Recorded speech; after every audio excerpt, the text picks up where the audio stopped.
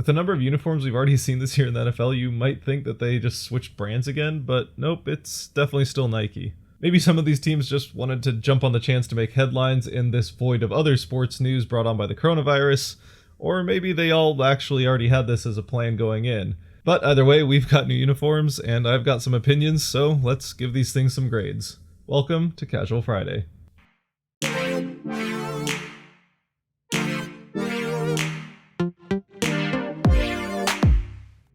I am going to keep this video a little bit shorter because I am working on some other things, which, by the way, if that little button down there is still red and not gray, give it a click and that will help remind you when those do come out. Plus, with some of these new jerseys, there's just not a whole lot to say about them anyway.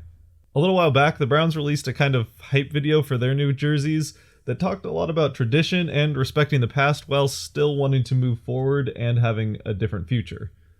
But when it came to the jerseys, let's just say for Browns fans, they better hope that the team changes a whole lot more than the uniforms do if they want their future to be any different than the past.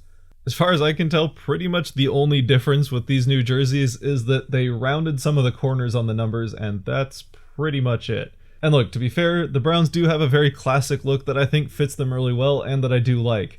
But if you're going to pump this up as a big era-changing thing, you have to at least try to make it look like this next era is going to be any different than the next one. But the Browns were not the only team to claim having new uniforms, in spite of having barely even tried it all. For the Patriots, a new quarterback apparently means new shoulder stripes. And I mean, I guess I like them, but in the end, this is really just like when somebody copies off of another essay and says, oh, I'll change it, but then just changes one word in the title. But as for the Patriots' old quarterback's new team, the Buccaneers did actually make some pretty significant changes. Now, granted, they are pretty much just going back to the uniforms that they used to have, and yeah, sure, the double outline does make it kind of look like these are just the Patriots uniforms without shoulder stripes and with Buccaneers colors, but it is a massive improvement over that ugly digital clock-looking thing that they've been running with for the last few years now. And sure, maybe it's a little disappointing that the Bucks didn't take this opportunity to do something a little bit more creative, but I guess we have already seen the results of what happens when they try to do something creative, and that was not great. For me, I guess really the only big disappointment with these new uniforms is that there still doesn't seem to be an orange creamsicle option. I mean, Bucks, come on. All we want is orange creamsicle. I get it, you didn't win a lot with them the first time, but that's all we want. Just orange creamsicle. Overall, though, I can't understate how glad I am to be rid of these ugly things and that stupid font. Staying in the division, and the one that at least to me came as the biggest surprise, is the Falcons' new uniforms. To be honest, the first time I saw these things, I thought it was some kind of joke or like a fan concept art or something. I certainly didn't think that they were stupid enough to actually make this change. Now, to be fair, I do like that they tried thinking outside of the box, and as far as the font is concerned, I at least do really like that solid shadow kind of look that they have with the numbers. But that is pretty much the end of the good things about these new uniforms. Honestly, they look like someone's bad decision in the mid-90s that has finally come to life 25 years later. I don't mind the ATL instead of Falcons above the numbers, but it needs to be a lot smaller. And as far as the font for the numbers go, it is way overdone and kind of just looks like they took a bunch of fun fonts and picked one at random.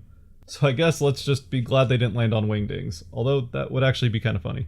Look, it's a fine novelty jersey, and I'm sure the fact that it is now officially one of the ones they'll wear on the field, they will probably sell a fair amount of these. But there is a reason we don't see a whole lot of gradients on the uniforms of professional sports teams, and it is not because it has not been tried before. And finally we have the Los Angeles Chargers. And oh boy, these things are beautiful. I don't think it's much of an exaggeration to say that these are easily the best and maybe only good decision the Chargers have made in years. First of all, it's about time they fully committed to powder blue as their main color. The stripeless bolt on the pants and sleeves is a nice touch and to me at least a pretty noticeable improvement over what they used to have. But in the end, the biggest thing that I liked most about these new uniforms is the numbers on the side of the helmets. This has always been one of those old classic looks from the early days of football that I don't really understand why more teams haven't done it, but I'm glad to see that the Chargers are bringing it back to the NFL. If I did have to pick one thing about these new Chargers uniforms that I don't like as much though, I do have to say that I wish they just stuck with the old font. It just seemed to fit the theme a little bit better. But even with that, the Chargers really hit this one out of the park, and I gotta say, even though I am glad that the powder blue is their primary color, those dark blue ones with the dark blue bolt and yellow outline are also incredibly nice looking.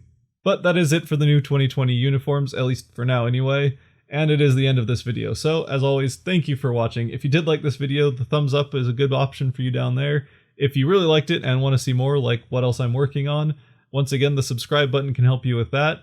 Plus, I'd love to hear your thoughts on these new uniforms, as well as what other teams maybe could use a change before the 2020 season. So let me know about that down in the comment section below. But until next time, I will see you later and stay safe. Peace!